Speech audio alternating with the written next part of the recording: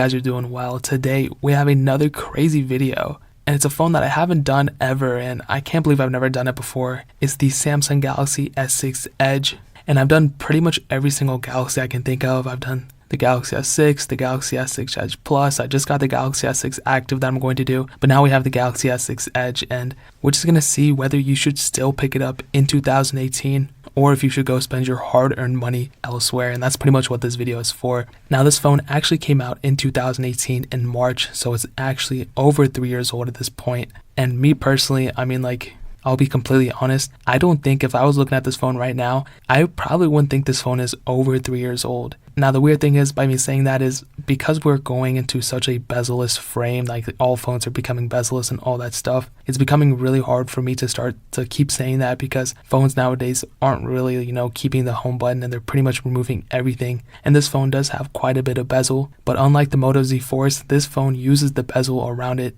in a very smart way. So if you look around the body, it has a home button at the front, it has capacitive buttons on the side, a multitasking thing on the left, and a back button on the right. And up top you have the front camera, obviously Samsung logo, which I really don't like that much, but it's whatever. And actually turning it around, you actually have glass on the back, which is a very, very nice touch. It makes this phone feel that much more premium. And I sometimes prefer having glass on the back. I have a love-hate relationship with it. I think it adds premiumness to it, but it doesn't necessarily, add any functionality sometimes unless you have wireless charging. But I just think it's like one more piece you can break, but really that's just my personal preference. Now, looking back at the front, you have a 5.1-inch Super AMOLED screen, and it's clocked at 1440p, and the PPI is 577 pixels per inch, which is super crazy. That is a very, very high amount of pixels per inch, and I would say the screen on this phone is one of the best aspects of it. I absolutely love it. It's an amazing panel. Some people have complained that it does get weird color saturation or something like that. I don't know anything about it. From what I can tell, this phone is very, very good, and it isn't necessarily better than my iPhone X's panel, but it definitely is very good for what it is. And I just really wish all phones had OLED panels, and I really wish all devices had OLED panels like my MacBook and stuff. How crazy would that be?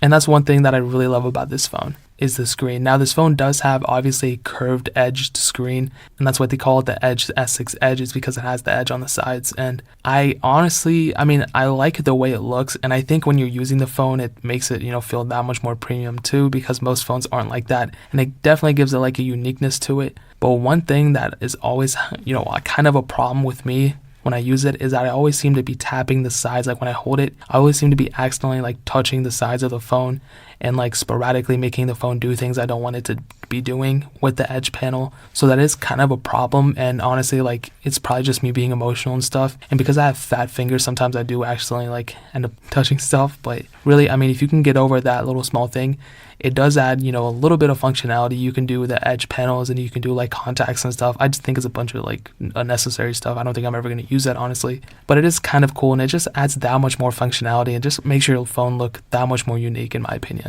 Now, turning this phone on, okay, this phone started off getting Android 5.0.2 Lollipop, and right now you can get up to Android Nougat on it.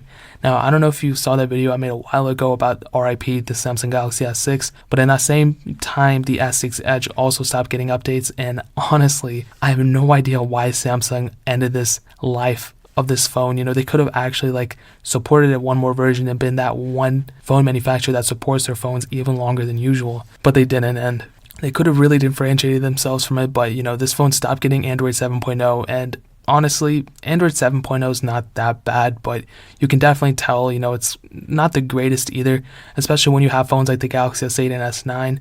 The functionalities and features that are going to be added in the newer versions of Android are going to be completely crazy, just because those phones are completely crazy. And for this phone not to have it is a little sad.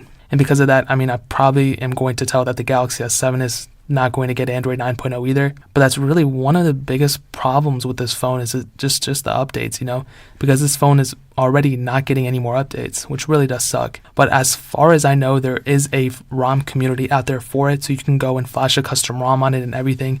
And I actually am going to do that. I'm going to root it and ROM it, and I'll have a separate video talking about, my performance with it and everything, because I haven't done that in a very long time, and I really want to, if I'm going to go out and get these phones, I might as well show you, what works, what doesn't work, and all these different ROMs, just because I tell you guys in every video to root and ROM your phone. But yeah, I'll start doing that. but I can go all day about software versions and all that stuff. But in terms of the raw specs, this phone has an Exynos 7420 octa chipset, an octa-core CPU clocked at 2.1 GHz, and 3 GB of RAM. Now, with all those specs, I will honestly say this phone is pretty decent when it comes to just overall performance. When I say overall performance, I mean like opening the App Store, going in the internet browser, opening the Play Store, this and that, multitasking between the Play Store and settings, and all those kind of minor things you would do throughout a day, texting people.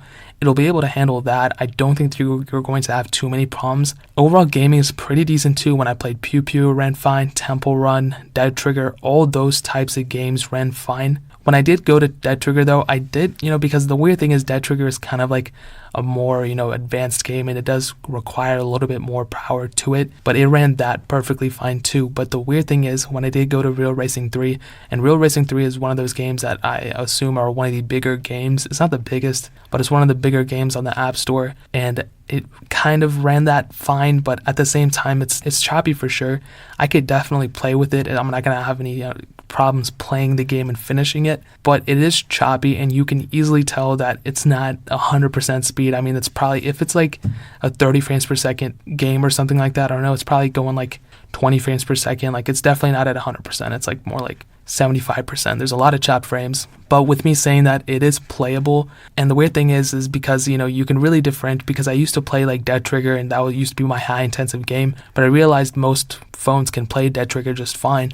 But when I went up to Real Racing 3, that can really determine whether a phone is good at performing in terms of gaming or not good at performing in terms of gaming. And I can tell you this phone is definitely in the middle. You can finish the game through Real Racing 3 on this phone, but I don't think you'll be able to wow anybody. I don't think you're going to wow yourself. You'll definitely notice that there are skipped frames. I would rate the overall performance of this phone somewhere like a 6.5 out of 10, just because higher intensive gaming isn't that good. And another huge problem I have with the gaming aspect of it is that this phone does heat up like crazy, and I've had this problem with almost every single Galaxy phone. I think the Galaxy S5 was okay, but the Galaxy S6 heated up, the Edge Plus heated up, the S4 heated up, the S7 kind of heated up a little bit, and the list goes on. And I don't really know why that is. Maybe it's because of the glass back, I don't know. But this phone does heat up also, and it does kind of suck a little bit. When you have a case on it though, you might be able to notice that it's not heating up that much, but it is kind of an annoyance, I'll be honest. Now, the camera on this thing, I was actually surprised. So it has a 16 megapixel camera. It has optical image stabilization, autofocus, all that stuff. And I will say that the overall photos that this thing takes are actually very, very good. And in the situation that I'm usually in, I have pretty good lighting. I will say it was pretty dark when I did it. There was no natural light from my window. But I did shoot video with this thing, and you'll be able to see that in a second of how good that shoots. But I was pretty shocked, this camera is actually very, very good still. One thing that might be a little bit of a problem is that the camera app does seem like it's like bulky and has a lot of stuff going in within it, but for some that could even be a feature. And in terms of video quality, this thing shoots 4K videos at 30 frames per second, 1080p videos at 60 frames per second, and 720p videos at 120 frames per second, which is pretty good. And I mean, I'm just still pretty shocked by how good of a camera this is. Now, I did review the S6 as well, the Galaxy S6, and that camera was pretty good. And I don't know if there was a difference between this camera and that camera. I don't really think there was, but correct me if I'm wrong. But I do think the S6 Edge has a very strong camera on it, and it's definitely a pro and one of the reasons to pick this phone up for sure in 2018. It has a front-facing 5 megapixel camera as well, and you can shoot 1440p videos at 30 frames per second. And I'm not a fan of the front camera on this thing, but I don't think I'm ever going to use it. I'm too ugly to use front cameras anyway. I'm telling you guys, the camera is one strong aspect of this phone. So this is a test of the video, and you can see that it's actually not that bad. The camera quality is pretty good. This camera quality is not that bad either. And as you can see, I have pretty decent lighting. And even if I needed to for like any emergency, I could easily shoot a video with this. Like, it's very good quality. And you can tell the lighting is obviously pretty good in here because I have this little window light. And I have like other lights around me too. But I mean, still, it's very, very good. Let's see how autofocus is. See, it autofocuses pretty well.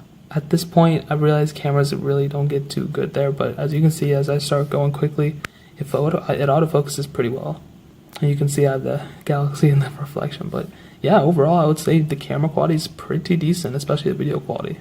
Now, the camera is one of the strongest aspects. One of the weakest aspects would definitely be the 2600 mAh battery, and with the specs that this thing had, with the screen it had, with the performance, I don't think it was that good at all. Like I said, 2600 milliamp hours, that's really not that big. And on top of that, it was not removable either, which really does suck. I mean, this was the first Galaxy S series phone that removed the removable back, and that's really a problem. I mean, that was one of the main reasons to pick up a Galaxy phone, but then they removed it altogether, and that was actually pretty bad. I mean, I will say you could probably get, if you're very stingy with your usage of your phone, you could probably get a day, obviously. But I mean, if you think about it, this phone came with a 2600 milliamp hour battery, right? Now think about it like this. If you get this phone now, it's probably used a little bit unless you get certified refurbished, which sometimes they do replace the batteries. But let's say you do get it used, let's say you get it on Craigslist or something, the phone's battery is probably not at the full 2600 milliamp hours anymore. It's probably at like 2000 milliamp hours, because it's been 3 years.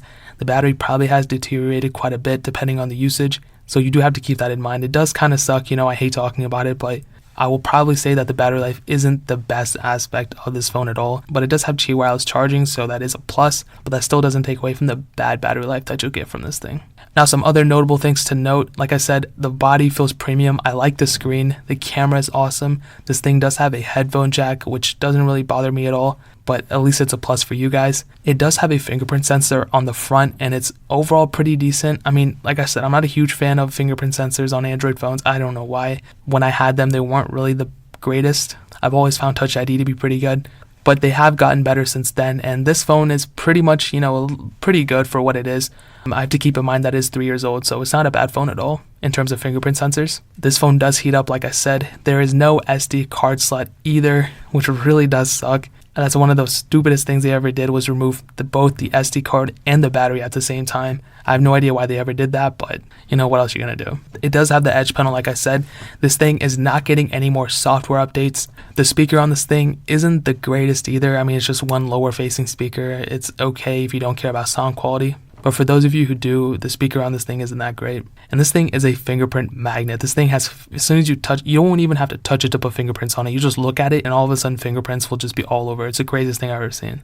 So is the Samsung Galaxy S6 Edge worth it in 2018? I will probably say that yes, I would probably pick up the Galaxy S6 Edge in 2018. Now, with that being said, I would honestly probably root it and custom ROM it like I always say. I would probably try to find an Android 8.0 ROM out for it. I would root it, ROM it, Polkadot it, Countrify it, whatever I would have to do just to update it a little bit.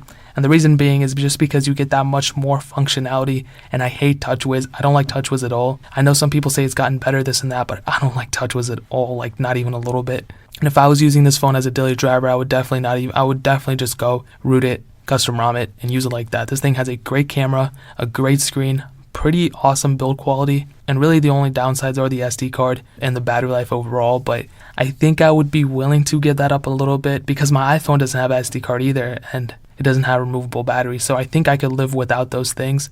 But it is kind of weird that they would make a phone like that and only put that small of a battery in it, because it is pretty powerful and was pretty powerful at the time. But if you don't want to go the Samsung Galaxy route, I would probably say a Google Pixel. The first one is a pretty good deal too, and you can pick that up for around the same price as this. And I do think that is a very awesome phone as well, and that's actually newer than this one. So if you want to go ahead and pick up a Google Pixel, I will leave a link down in the description as well. I've already done a video of it, how it runs in 2018. So if you want to see that, type in the search bar Simple Alpaca Google Pixel. You can go ahead and find it right there. But yeah, guys, the Galaxy S6 Edge, I would say it's a pretty decent phone and a pretty good pickup in 2018. If you want to pick one up, or a Google Pixel up, I will leave a link in the description where you can get it for the lowest prices. I always try to find them lowest prices on Amazon, so you can go and get them, and you can help out the channel at the same time. And if you ever need to buy anything, buy it through that link so you can help support the channel too.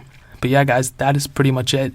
If you have any questions or anything, leave it down in the comment section below. Hit that like button, but definitely hit that subscribe button. I'm picking the iPhone 6s and iPhone SE giveaway winners this Friday, so in like 3 days from this video. And if you're watching this video after that, you can always check if I have another giveaway going on.